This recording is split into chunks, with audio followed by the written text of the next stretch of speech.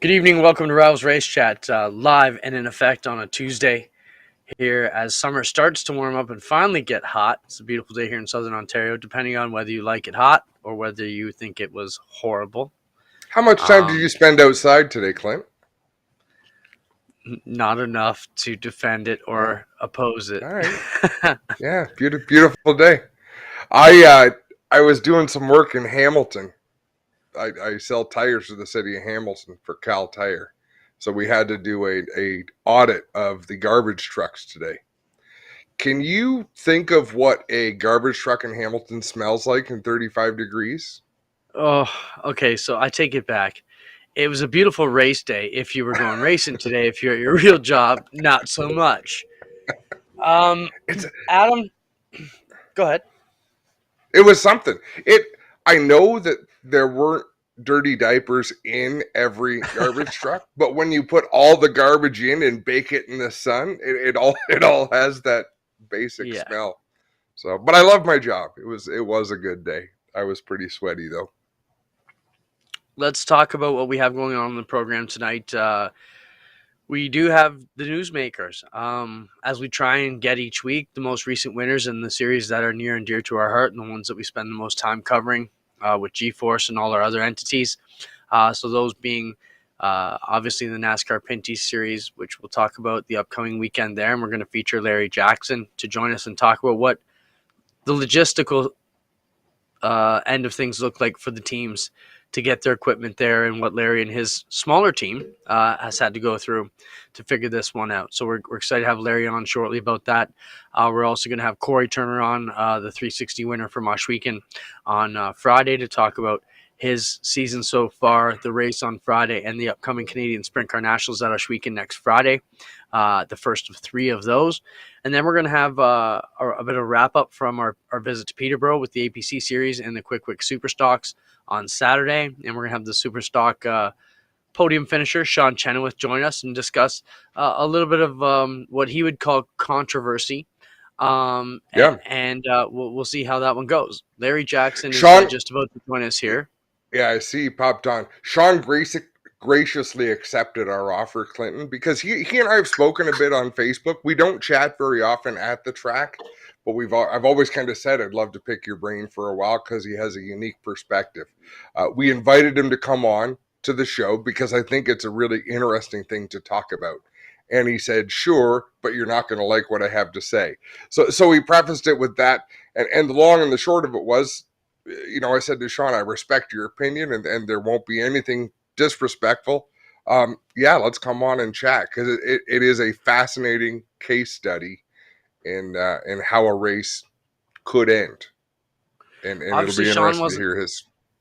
he wasn't happy with how it finished, and I was explaining over dinner, um, Adam's core value in everything we do is to present both sides. And, Sean will be opposing why it was a problem, and you're going to defend the series and explain why you feel they did things correctly. So I will bring in a surrogate designated airbagger tonight to take on Adam in the form of my thing is the world champion, Sean Chenoweth. So we'll see how that one goes.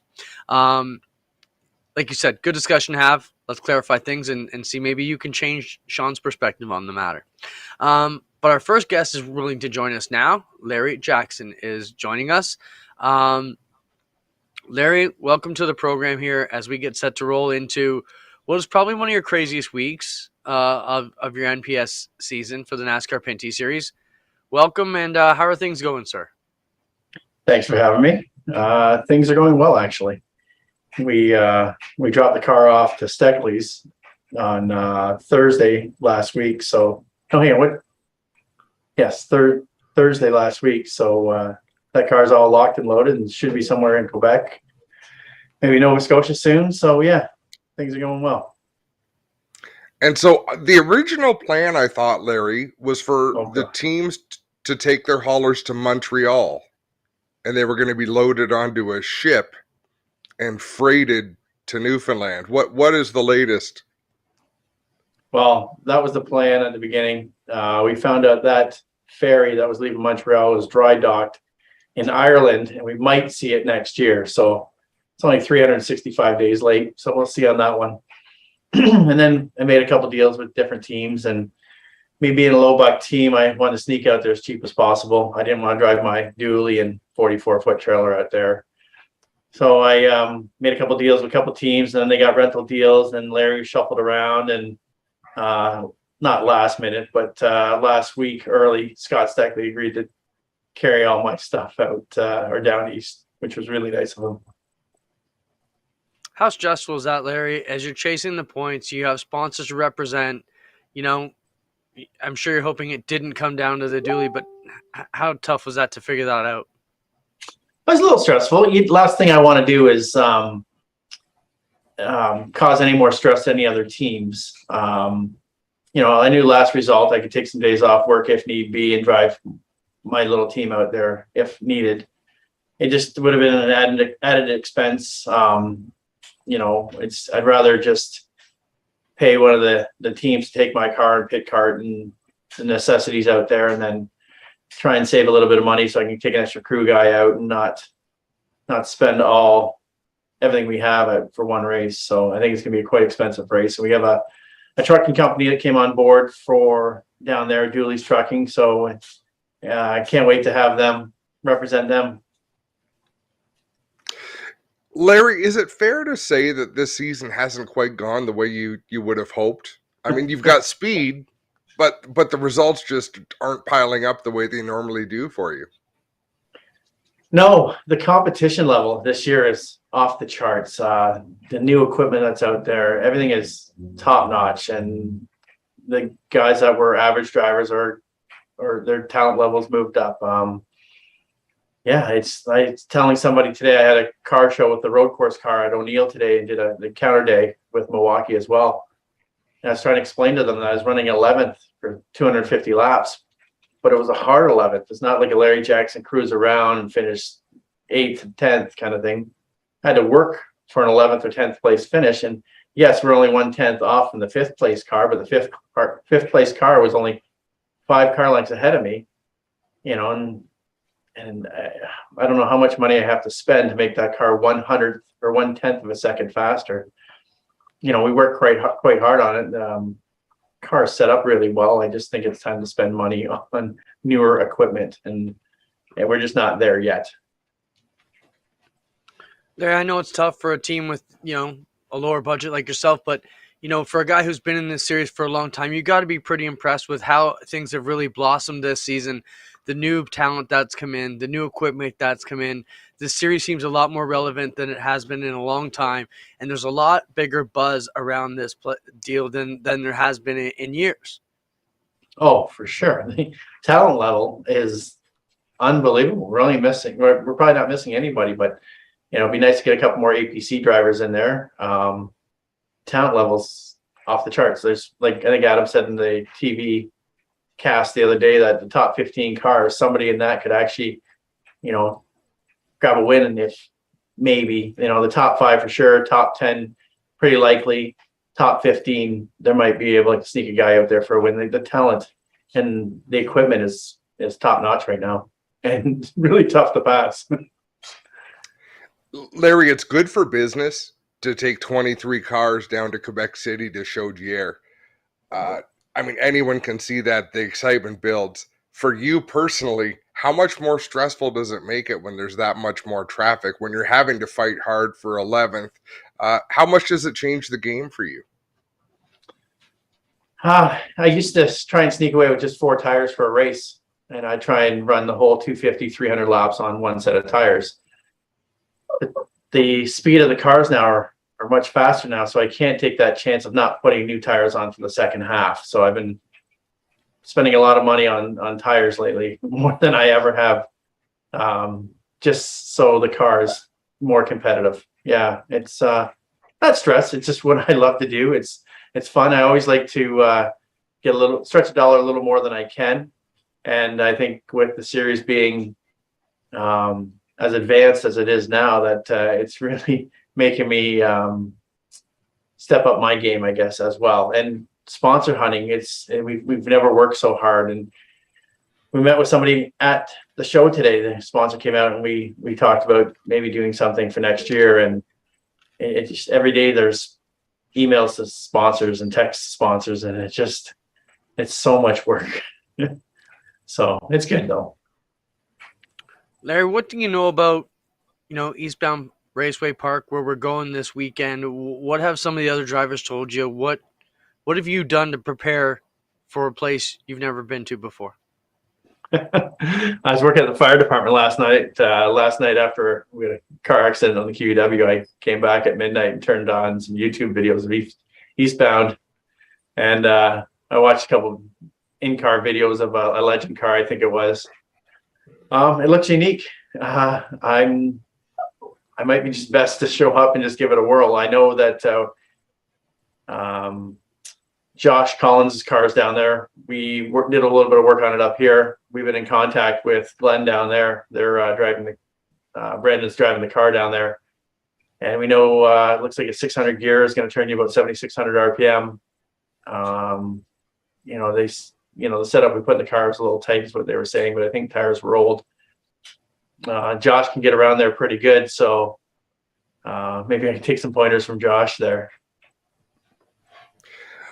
More importantly to me, Larry, have you been to Newfoundland before? No, sir. We're flying in Friday midday.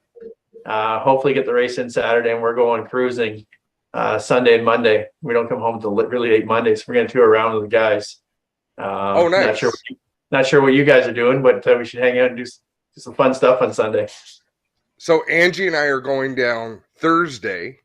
Nice. To get an extra day and a half or so in before, and then flying home Sunday. But I guess the screeching in is a real thing. So we do want to look into that, and I know that you enjoy partaking. So I think these things need to happen. Definitely, yeah. We'll hopefully join you, maybe. We'll find you. We'll do a little research on that as well, I think. Well, and some inside baseball, folks. This race is an afternoon race. It's a late afternoon race. Reason being, the promoter wants it done by the time the sun goes down so everyone can go back to town and drink their faces off all night. Like, the promoter wants a massive party. I think we can fulfill that. A couple right? guys on my crew are pretty good at that, so we'll just follow Dilly's lead. Oh, God. Larry, outside of this weekend, what races are you looking forward to in the season? And, what places do you feel you can really perform best, or a place you're looking forward to? Tell us a little bit about beyond Newfoundland. What excites you about the NASCAR Pinty Series in 2022? Oh my, just trying to keep up with the schedule and better what we have. But GP3R, I love that track for some reason. This year I'm going to actually have a spec motor in the car for the first time. I'd like to see how I can do with having the proper motor in the car for the first time. And then the Toronto Indy. I've been watching some in-car camera videos of the Toronto Indy, and I'm really hoping to do much better there. Kind of excited about that. The ovals, they are what they are. I love doing ovals, but I like to challenge myself, and I know my road course skills aren't very good yet, but I'm willing to put a little more effort into that, and we spent the money and bought a good motor for that car. So we got a 10th place finish at CTMP. We're extremely happy with that. Ran with my buddy DJ there for a while and kept my rearview mirror, which I was surprised with. And we can't wait to take the O'Neill Dooley's trucking car up to maybe top 10 again in one of those road courses. Oh, that's awesome. The funny thing is, Jason Hathaway, even in Victory Lane at Canadian Tire Motorsport Park, still said he's not much of a road racer. So it's so much fun for me to watch oval track racers really do well on road courses. And same with these road course guys like Cameron and Dumoulin come onto the ovals and turn into real pros on the oval tracks. Yeah. Both have techniques that are pretty difficult and challenging. Speaking of Cameron, the guy's been on fire this year, right? He just trying to keep up with him. He's crazy fast. It's really nice to see. Yeah. Their biggest challenge is going to be to keep from killing each other, because the 27 and the Ranger and Cameron, both team cars, they both have a lot of speed. Larry, I'm looking forward to seeing you down east. It's going to be a great time, a great race, a great party. So safe travels and thanks for joining us. Same with you guys. Can't wait to see you down there, and thanks for having me on. Cheers. See you, Larry. Travel safe, man. So, Adam, our first adventure to Quebec week and a half ago was an interesting one. Very little sleep, crazy cancellation flights. Made it work. We're going back to it this week. You won't be at Oshweekend Friday, as you and Angie are taking off Friday. I'll be sticking around and then flying out Saturday morning. So another crazy day, but excited to be going down there. Everybody, if you can't get on there, you can watch us live on Flow. I'm not sure even what time we'll be on. Like you said, so if it's late afternoon down there, I think it's like a 4 o'clock racers. Yeah, it'll be like late afternoon for us here in Eastern time zone. So check it out on Flow. That's the other thing about Flow. They have a highlight package, and they also have the entire race of all this series, which is super cool, especially for us. I love watching back what we did just to critique ourselves and figure out what we can be better. And I definitely appreciate that. So it's awesome to see. That's the NASCAR Pinty Series live from Eastbound Raceway Park in Avondale, Newfoundland. That's this Saturday. And Adam and I'll be there to call it live. Look at Wes with all the stuff. Flo says 2:45 start for Eastern. Wow. That's going to be a time crunch for me to even get there. I don't know how the hell I'm going to get there because I think I landed at 11. Then I'm supposed to get a cab, and it'll be like skidding in. Buddy, we showed we could do it in Quebec. I think they'll lock things down to make sure that happens. I'm just thinking, the finish at Chaudière was very similar to the finish in the Superstock race at Peterborough. That race did finish under yellow, if you recall. The yellow was called, and that'll come up in conversation. I believe Sean Chenoweth is the next guest we expect to arrive. Do we want to go straight to the highlight package from Peterborough? Yeah. Is there anything we're missing about the Pinty Series to wrap up? I think we're set to go. There. History making. First time ever to Newfoundland, as far east as you can go. So that's almost officially now that we've been with the series coast to coast. I've been with the series to British Columbia. Now we've been to Newfoundland and many points in between.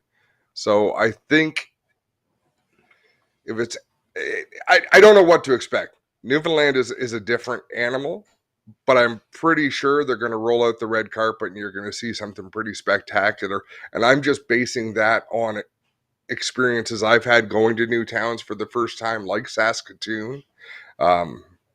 It's a big deal. It's a big deal for them. Can't wait to be a part of it. Excited to be there this Saturday night. Check it out. So as we move on to, Corey Turner's here. Might as well just talk to him. So, yeah. Oh, wow. When you say it like that, I'm sure Corey's just jazzed. Well, let's talk to Corey. Well, I only said that because you were leading into APC.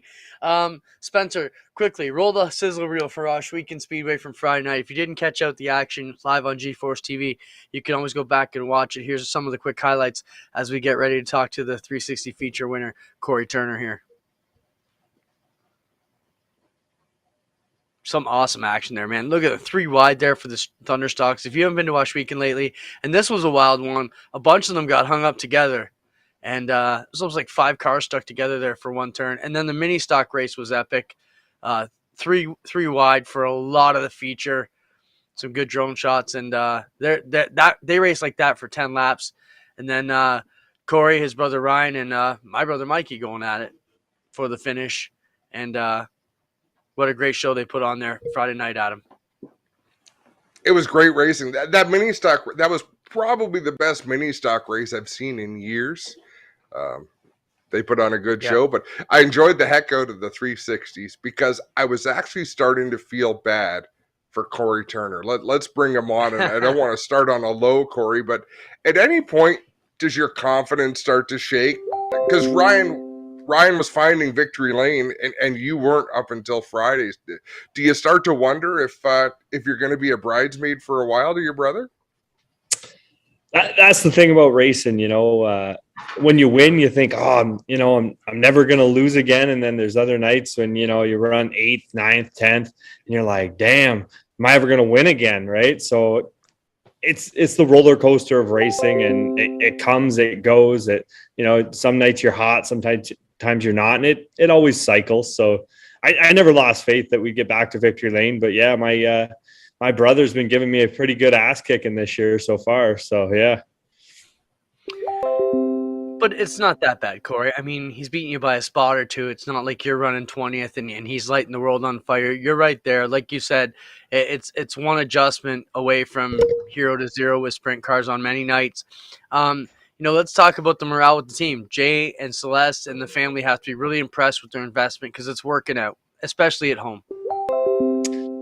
Yeah, Jay and Celeste and their family, they're ultra passionate about everything they do. They put their heart and soul into, the Pesky Penguin, Burger Barn, Petro Plus, their 6-horse hitch, all of their horses, the race team. They're super passionate about the racing as well.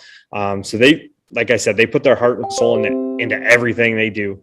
And we're very, very blessed to be a part of it. We have a great group of guys that come out and help us. They're all volunteer. We pay them in, Burger Barn chicken wings, nachos, and burgers. So we're lucky to have the group we have. And, hopefully we can keep this rolling throughout the year. Talk about the stress, Corey. You started up front in this feature. And while a lot of people might think that, oh, that's what I want to do, I want to start at the front, lead every lap, and take the win, easy peasy, it's a lot more stressful leading the whole race, isn't it? Yeah, you don't know where the guys are behind you. I watched the G-Force video back. My mom tapes every race, so I got to really thank her for that. I have a huge library of video that I watch. Nobody probably watches as much racing videos as I do. But yeah, Mikey was right on me a couple times through traffic, but and once in a while you can hear him and that, but you don't really know what he's thinking, where he's going to go. Ashweeken's too big. You're not going to block the whole track, especially the other night. It's smooth, it's wide, it's slick. The faster car is going to get around you if you're that much slower than him. Yeah, so usually in a sprint car race, if you've got a good car, you want to start about fourth so you can work your way to the front and kind of see all the real estate when you get there. Corey, let's talk about the track. Zigger Van Taal's back at Ashweeken this year. The track's been fairly consistent the first couple weeks. Are you a guy who likes it heavy and tacky, or are you okay with the high shine polish that we've been getting these past couple weeks? And we're probably going to see for a little bit longer. I mean, as a promoter, I'd rather see it smooth and slow than, chunky and hard wrecking guys. But what's your thoughts from the driver's seat? I like it smooth and slow, but I like it, cowboy up at times too. I think, like you said, with your promoter hat on, you want it smooth and slow. It's not hard on engines. Guys are not going to come up to you and say, they're getting out-dollared by the big dollar teams with all the power. The other night, end of the race, we're running high 17 seconds. A good lap at Ashweeken, hammer down is probably 13.5 to 13.8. So, basically, I like it smooth and slick. You're definitely at the justice of your car, though. If your car's not working good, you're not going to go out there and drive it harder and get it to the front. You got to make the right adjustments in the pits and get that thing to the front that way. Corey, I know there's been some talk about the team traveling a little bit, going down to chase some of the bigger events in the U.S. What is on the mind of the Burger Barn team? Like, where do you see the team next year, 2 years down the road? What's the vision? That's a talk we'll have to have with Jay and Celeste in the off season. We went to Fulton Speedway back in April, ran with the ESS. My brother had a good outing. He ran fourth. Anytime you can get out and see some different stuff, it definitely helps your program back at home at Ashweeken and the local tracks like Humberstone and Brighton. But yeah, we'd like to do a little bit more traveling if it permits. But my brother and my dad all have full-time jobs, and sometimes it's tough to get away Friday. Running at Ashweeken's by far easier. It's 5 miles from our shop, and I know we'll be there on Friday. Let's talk about, obviously, this Friday we have you guys back, but the big story is coming 2 Fridays from now. The Knights of Thunder kickoff at Humberstone with a doubleheader, and then the very next night is the second night of that doubleheader, but it's the 16th annual running of the Canadian Sprint Car Nationals presented by Burger Barn. what would it mean for you if you could knock that down, Corey? Running the way you are now, I mean, the border's going to keep some of the best guys away. This is probably the easiest shot a local guy's going to have to get it, but it's still going to be tough because the best are still going to show up. But the way you're running, you could actually win the Burger Barn Canadian Sprint Car Nationals. How cool would that be? That would be phenomenal. We always want to put big checks up in our shop. You see guys like Matt Williamson, or Matt Shepard, they got a shop full of checks. We've got a couple up in our shop, and we'd like to start making a wall like that. That's for sure. But either way, there's lots of good competition at Ohsweken Weekly. Guys like Scott Kruger, Matt Farnham, you might see Dylan Westbrook. It'll be, no matter if the border's open or not, it'll still be, a difficult race to win. I assume it'll be smooth and slick like it was last Friday, but you never know until you get there, and, we'll do our best with what we got. Corey, talk about racing with your dad. There was talk last year that he was winding things down, and then I forget where it was. He had a really good finish and then ramps it back up again. What are his thoughts? How much longer is he going to come out and play with you guys? And he's actually moved his team into the Burger Barn shop and taken on a bigger role there, has he not? Yeah, he's ultimately going to race as long as my mom lets him race. So that's how that's going to work. But he had a really good run last year at Humberstone with the Knights of Thunder. He ran fourth, which he was pretty happy with. I put a slider on him late in the race to knock him out of third. But and my brother actually ran second that night, so we're 2-3-4 behind Jordan Poirier, which was pretty cool. I know Tim Miller gave us a nice write up in the spec about it, but it's no secret. I'm no mechanic. I'm not a great wrench. Very, very blessed to have him working on my stuff. He has definitely upped our game over the winter. He's sourced some better parts, from bird cages to brakes to, getting our engines running a little better. He's the guy that fuels them.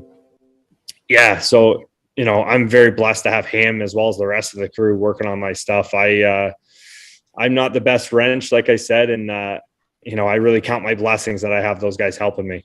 And as far as racing with my dad, my dad told me, back 20 years ago when he quit modified racing, he only raced 1 year without my grandfather, and he said, it just wasn't as fun. It just wasn't the same. And then he ended up getting back in a sprint car 5 or 6 years later, which I've never heard him say that sprint car racing wasn't fun. So it's special. One of my best memories in racing is running second to him the night he won at Ohsweken back in 2015. And, I hope we can get at it for a win or, a podium this year and throw some sliders at each other. Last question I got for you, Corey, is how has becoming a dad changed you with Father's Day just passing recently? It's definitely worn on my wife and I a little bit. Our little guy, he's awesome. We love him to death, but he's not the best sleeper per se. And, my wife likes to be at every race. And, we went to Brighton there a few weeks back, and she's feeding him in the McDonald's parking lot at 11:30 at night. And, you think, how do these guys do it? The professionals like Brady Bacon, who's got, 3 kids on the road, and you're like, damn, they are committed, because this, we only have one child, and it's still not easy, and anybody that races with young kids is, it makes things more difficult, not going to lie, but it's all that more special. I really like getting my picture taken with him the other night and having him and my wife in the picture, and hopefully that's the first of some pictures to come for him. Yeah, that's true. Corey, that's awesome. You had a victory lane shot with the 3. Sorry, Clint, go ahead. I was going to say, when I met you, Corey, I think you were 6 and your brother probably would have been about 4 or a few years younger. I don't know what the exact difference is. And it was your mom towing you guys around. So your family's been through that. Just think about what your Uncle Joe went through with all their kids on the road all those years. But thanks for being with us. Adam, anything you want to end up with, Corey? No, man, congratulations on a great run. Congratulations on a great start to the season for your whole team. You guys have been lighting it up, and best of luck down the road as the bigger money shows come along. Thank you. Yeah, we'll do our best there with the 10 grand, and a huge kudos to you guys for putting those shows on, and Glenn, because it's anytime you put up a big purse like that, it's a big risk, from the financial aspect of it and the promoter side. So I really hope it pays off for you guys, get a lot of fans out, and car counts are up, and go from there. Right on, Corey. Thanks a lot. Have a good night. Thank you, guys. Thanks, Corey. Um, I've mentioned this before about parenthood, Clint. Dave McGrin said to me when Angie was pregnant with Connor, he says, "You're going to be tired for the next 20 years." I thought he was joking. It's 18 years later, and I'm still freaking tired. The one comment that always got me, I used to tell Christine, I said, if one other old guy comes up to me and tells me, enjoy it while it lasts, those years go fast, I'm going to punch him in the mouth. And now I'm that old guy walking around looking at people with babies and go, it goes by fast. Hey, I got a text question. Someone asked me, are you wearing a hospital gown tonight? No, you know what?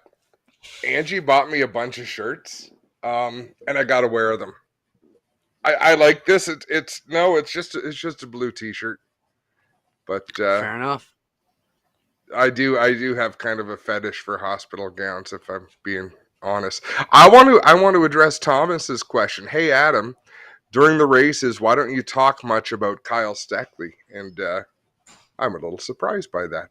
I don't think I tuned anybody out or give more chat about somebody. I think Kyle Steckley is going to get talked about a lot as his career blossoms. So I don't know how to answer that. I think I talk about wherever the action is. And we actually mentioned it at one point at Peterborough to say, look, there's not much going on elsewhere in the field. We're going to stay focused on this battle for the lead because that's where all the excitement is right now. Agreed. I think you're pretty fair. I think we talk about whatever's happening at the moment. We certainly don't go in with a script to say, hey, these are the guys. We have a couple of guys. We have one segment, obviously, our Fast Eddie's ones to watch, and that's kind of like the guys we figure who are going to be the hot stories. And so far, we've been bang on with all four of them at all of the events we've done. So let's bring on one of those guys who was one to watch in our Fast Eddie ones to watch pre-race segment, and that will be Sean Chenoweth. We'll welcome Sean to the program now, and then we'll go into a highlight reel here. Welcome, Sean. How's it going? Not bad. How are you guys? Good. Hang tight here. We're going to jump into our sizzle reel from the weekend from Saturday. Well, let's see. Clint, talk about the finish. Yeah. Sean, do you want to set things up at all? Like, do you want to say your piece before we go into the highlight, Sean, so people can... I didn't really have piece to say. I mean, you kind of explained the rules to me before. I've heard the rules. I really don't care what format the rules are in. I have video and pictures of the lead car and even a second place car crossing the start-finish line before any yellow was displayed on lap 50. So as far as I'm concerned, it won't matter what anybody says. I won that race. Okay, hold on. Spencer, do you have the video of that finish we talked about getting? If you do, let's have a look at that. Adam, take it away. No. Well, Sean's absolutely right in this regard, because when he went under where I was watching, I had the race director in front of me, Sean Gibbs, the flagman, right in front of him. So I'm seeing everything in one row. And Sean Chenoweth is absolutely right. When he crossed the finish line, there was no flag waving because Sean Gibbs had the checkered flag ready to throw it. That accident happens. By the time the race director, Trevor Hambley, goes, put it out, go yellow, Sean Chenoweth is coming off of turn 4. So Sean sees the flag stand. He can probably see Sean Gibbs with the checkered flag in hand. At that point, Sean Gibbs turns around to reach for the yellow flag and reach for the yellow light at the same time. And Sean Chenoweth is correct. He was already past the start-finish line by the time the yellow flag waved. So, but let's watch the replay and let's watch the highlights and then have a chat about the rule change, because what I want to know from Sean is, after we watch the highlights, I want to know your thoughts on the rule change that takes it more to like NASCAR would run these rules in an all-star race format. Dirt tracks would run these rules. They've been running these rules for a while, but in pavement racing, It's always been the flag after the white flag ends the race. And that's different this year. Spencer, roll the highlights, please. Yeah, just roll the sizzle reel, Spencer.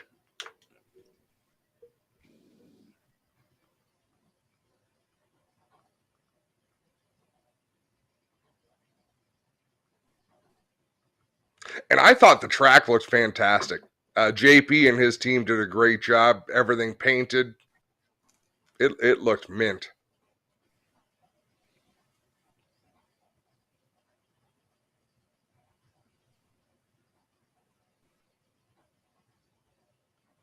And to get done early too. That was a good deal too. Yeah, big time. So Spencer, do we have the finish of the Superstock race? I think he's trying to scramble to grab it. So, and I'll sort of set it up. And Sean, correct me if I'm wrong. Historically, in pavement racing, the white flag flies. Whatever flag flies after that, okay, here's the finish of the race. 2 to go. So they've just started the green-white checkered. And you were saying your carburetor was giving you problems at this point, Sean? Yeah, it wouldn't run after the restart. I was hanging on for dear life at this point, but like I said, we crossed first, so I really don't care. No, for sure. Unfortunately, the pay doesn't. So, Spencer, you'll have to show that again and slow it down. You can see Sean Gibbs facing the opposite direction. Here's what. Would you prefer they left the rule the same, Sean? That like the traditional way in pavement racing, that after the white flag, if the yellow is called, they just freeze the field wherever you're running is how the race ends. I'm honestly fine with either way. Either way I read that rule, it still says to me when the leader crosses, the race is over. I'm sorry, but there was no flag. The leader crossed. The race was over. Right. And here's where here's the other side of it. At the end of the day, it's their sandbox. I can pick up my toys and leave and cry like a little bitch, or I can just go back and win the next 3 races. Totally. So and so here, slow-mo. Let's have a look at this. Watch Gibbs in the flag stand. Because that's the white flag. That's the white flag. Got to go one more lap. And no, I think you said your piece, Sean. Like even in the interview, I wouldn't have been happy if I were you either. But you said your piece. I haven't talked to one racer or one fan or even some select series officials that don't agree with what I'm saying. Right. So there's Sean Gibbs. Peace of mind for me. Yeah. No, for sure. Here's the challenge. The APC series and the Quick series is now run by a bunch of officials that came from NASCAR. And even if it's not NASCAR, even in the dirt racing world, when the race director says put it out, the field is frozen, the track is under yellow. From an old school perspective, the flagman has to wave the yellow flag or turn on the yellow light. So when you watch NASCAR on TV on a Sunday, and I know we're not NASCAR, but let me follow it through. When the race director in NASCAR says put it out, he physically presses a button and all the yellow lights come on. So when they show their replays, you know the instant a race goes yellow. That mentality hasn't been brought across yet to the APC series. So Trevor Hambley says, put it out, you're coming off of turn 4. I heard it. Spotters would have heard it. But the track's not yellow yet. The yellow light's not on and the yellow flag hasn't been waved yet. And it didn't until you were past the start-finish line. But by that mentality, the race is under yellow as soon as Hambley says put it out. And it was before you crossed. And I don't expect you to say, oh, you're absolutely right. I expect you to stay upset about it. But I think it's a matter of we have to do a better job of educating the fans and the spotters, and in turn, the drivers. Because the reason it goes like that isn't because of you. It's not to screw you out of a win or to give you a win. It's to keep the car that's in 12th place from racing through an accident to get to the finish. So that's why it is the way it is. But go ahead, Sean. I didn't feel that way, but like in my opinion, all the cars that were involved in that wreck We're in the middle of 3 and 4. They race like there was nobody else coming into that wreck. I've said my piece. If I want to play in their sandbox, I got to play by their rules. Let's Sean, and let's. Sorry, Clint. I just want to know what type of words did you have? I'm sure you had some questions to be asked. How did it go down after you left Victory Lane, Sean? To be 100% honest with you, Clint, I didn't ask one question to anybody. I don't know if Mike Schmidt or my dad did possibly, but I didn't approach an official or ask any questions because what I had in my mind and what I wanted to say wasn't going to be constructive. It wasn't going to be helpful to the situation, and it probably would have got me not to get to race in a couple weeks. So I just kept my mouth shut as best I could. I probably said more than I should have at times. I threw a couple jabs out here when we were lining up the late model at Sean Gibbs, but he didn't really respond, which is good because it probably would have went horribly wrong for me. But do you see, Sean, that's what makes you so appealing to me as an announcer, to fans? Like, you have a following because you don't sugarcoat shit. You say what's on your mind. I try not to, but the longer I've raced and the older I get, I hope to think I'm getting smarter at doing it so I don't get myself in trouble anymore. It's just a shit deal for my team. We it's not just me that's upset. I mean, we pour everything we got into this deal. That super stock class, believe it or not, is as hard to win in as the late model class. And starting, I think, with 3 or 4 races at the end of last year, like specials, not just take quick stuff. We took a car to the racetrack that could have won every race. And whether I got spun out with 5 to go or dumped with 10 to go or I wrecked or whatever, everything seems to happen. And it just, I think, came to its boiling point at Peterborough. We had I don't know, straightaway or more lead and just driving around cruise control. Oh, you definitely led 52 laps of a 52-lap race, which makes it strange to not win it. It isn't. It's what it is. It's not going to change. Right. Sean, are you pleased? Are you pleased with where your program is, Sean? Because like things seem to be, your super stock's always been pretty stout, but even the late model, it seems like you found something in the last few the late model races. The late model car, we were really fast in practice up there. I think we were second or third quick all day. And I'm not sure if we just bolted on a set of tires that didn't agree with it or what we missed in the feature, but that car has been coming around. And the super stock, I'm honestly not happy with yet. And we've only got 100 laps on that car at this point. I blew up a motor and a gear at Flamborough. And I think there's a lot more to be had if we could actually get some consistent running out of it and get some time to play with it. Sean, back to Saturday, when a race like that slips away, I know you're pissed off because you didn't win, but it could have went a lot worse. You still come out of it with a great points day. You finished second. Other than that, how did you feel at Peterborough? Is it a place you were happy at? Is it a place, you were pleased to go back to? How did you feel going into the deal? I'd race Peterborough every week if I didn't live 3 hours away. I really like that racetrack. JP always puts on a good show up there. It's fun racing to me. It's a driver's track. You got to wheel the car every lap. You're not going to have a perfect lap around there. It's just never going to be that way. So you got to drive it, whether it be in a late model, a super stock, a mini stock. I've raced up there. They're all the same. You got to drive every one of them. Is that why then the veterans seem to do well at Peterborough? Like, really, the experienced drivers seem to shine more at Peterborough than they do, in my opinion, anywhere else. I think anywhere we go, and I think you see it more in the late models than maybe the super stocks, but anywhere we go that you don't have grip and you got to make the car last, it exposes some of the young guys that haven't got a lot of seat time yet. But when we go to tracks that have grip, it really exposes the old guys too. Like, those young guys can really. Well, it's fun, Clint. Coming up, I'm going to throw in another question because I do want your take on this, Sean. In the super stocks, and I am as much to blame as anybody. It's really been Elaine Zardo and Garrett Teemersma show and conversation, even though there's a lot more cars on the track than those two, but their rivalry is fun. Do you look forward to being able to get in there and mix it up with the youngsters? I mean, you also represented, you got Jason Parker, Pete Vanderweest, a couple other, like Jamie Cox going to put a car together. Do you think you have a lot to show these young kids?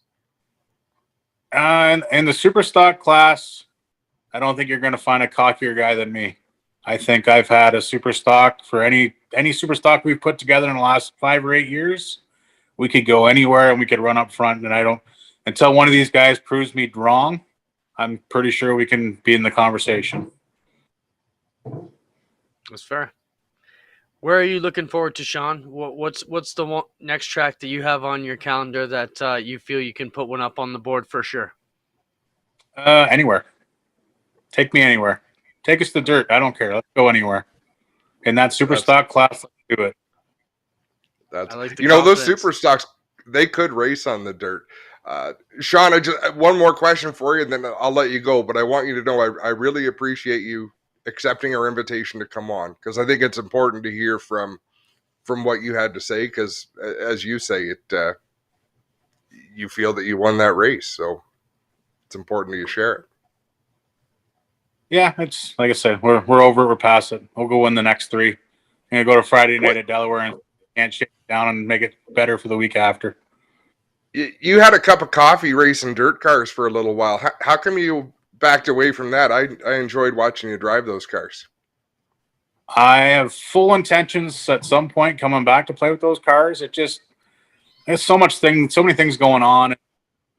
I guess you could call it, I don't know, asphalt whiner, whatever.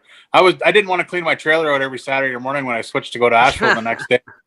So then I built a trailer just for the dirt car, and then it turned into a whole animal, and it's more time I can't commit to both. And I think the dirt thing being new to it, if I can't commit fully, it's a waste of my time even going.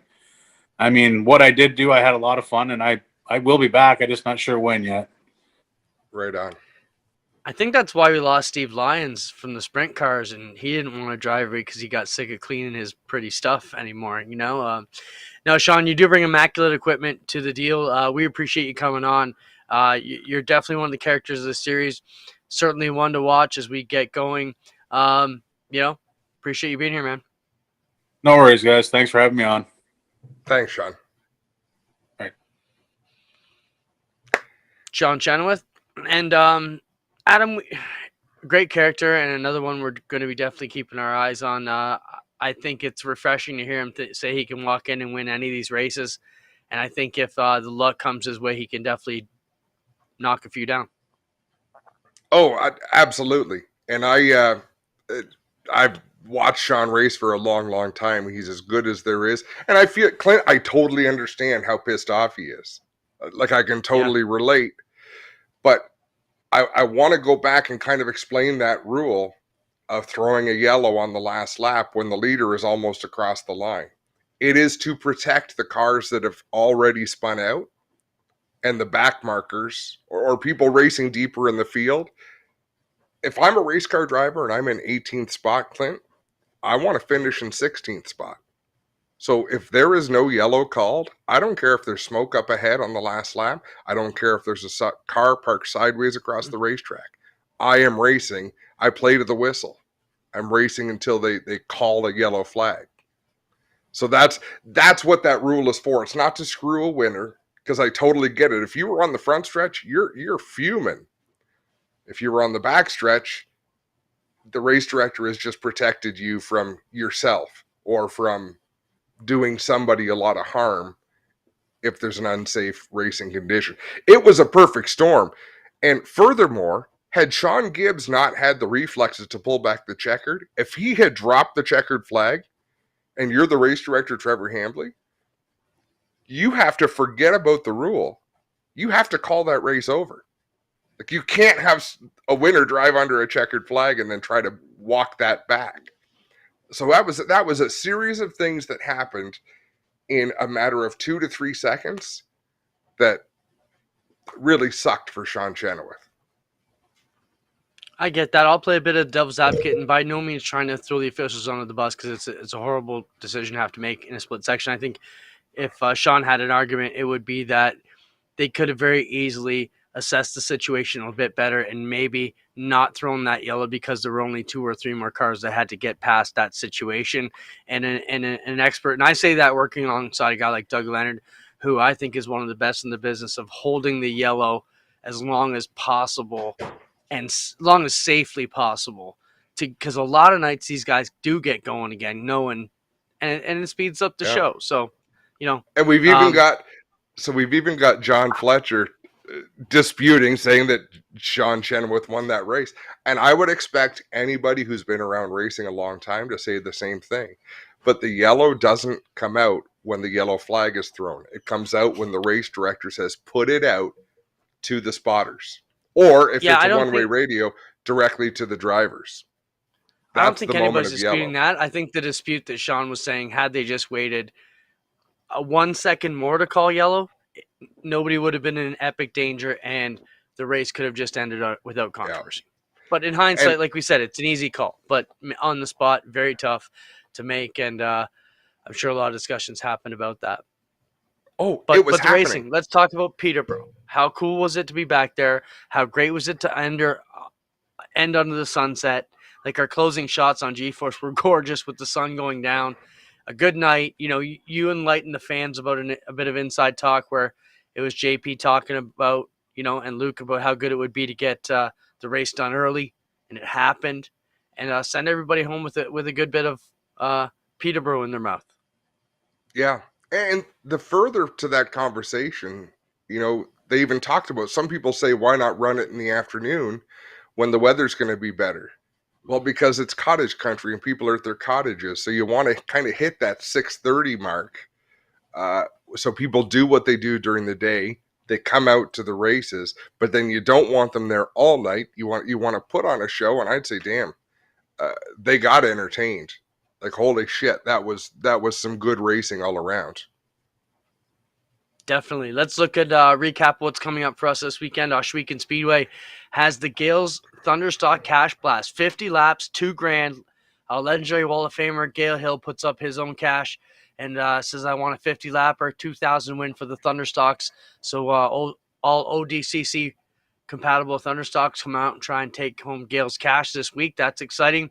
Plus our regular 3 classes. Then you'll already be in Newfoundland. I think Tommy Googe is going to fill in this Friday for you, Adam, in the booth with Greg and myself. So that's fun to have Tommy back. I know you guys will be down there watching if you're not all screeched in already. Then I'll jump on the plane. I'll join you down in Newfoundland Saturday to call the race at 2:45 Eastern here on Flow. Excited about that. And then we're going to fly back Sunday. So you coming back Sunday? Yeah. Yep. I think we're 12:45 flight or something like that. Yeah, So I don't we're know all if in we're the on the same flight, same. probably coming back then. Cool. Let's talk about some of the other cool stuff going on. Burger Barn Vid of the Week. So we've seen Garrett Teamersma get involved with the Quick Super Stocks and his vlog program. Now we had Jordan Buster, who's a spotter for Lane Zardo, reach out to us this week and said, "Hey, we want to use some of the G-Force video in a little project we're working on because Lane wants to get involved a little bit more." And how cool is this, Adam, to have these drivers buy into our system, and really want to help promote the sport and realize that by putting a bit of effort in, they can catapult themselves to the lead in other things off the speedway. Yeah, they can just showcase themselves, right? They can. It's what we want to tell stories, but we want to introduce you to the people who are the stories.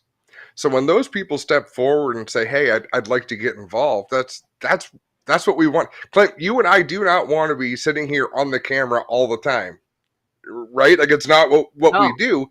This is a means to an end. So the fact that this show, we could bring on 3 or 4 people to share with you, to talk about what they do, that's what we want to do. So to have Garrett Teamersma and Elaine Zardo and a Jordan Buster, people come forward who want to be involved and actually be proactive and assertive and take the bull by the horns and do shit, that's phenomenal. Spencer, do we have the whole clip or do we have just 2 minutes? Let me know. Anyways, we have Meritville Speedway coming up. I'm just wondering, Spencer, could we just run out with this for the last 5 minutes, or we only got 2 minutes is what I'm basically asking. Thanks, everybody, for being with us. We just have a couple minutes left. I think we have a great season still ahead. We're just starting to really get rolling here triple header next week is going to be pretty wild for us to see how that goes. Humberstone, then Oshweek, then Delaware, and then we're looking forward to that one. But our Burger Barn video of the week is the Lane Zardo team and some of the stuff they've got going on. Don't forget, everybody, Meritville Speedway's broadcast from Saturday night is coming up directly after this. What else we got to talk about? We got about 1 or 2 more minutes to kill before we jump into that video, Adam. Micro sprints at Oshweek this Thursday. Excited about that, to finally get back for the first time since 2019. It is the season opener.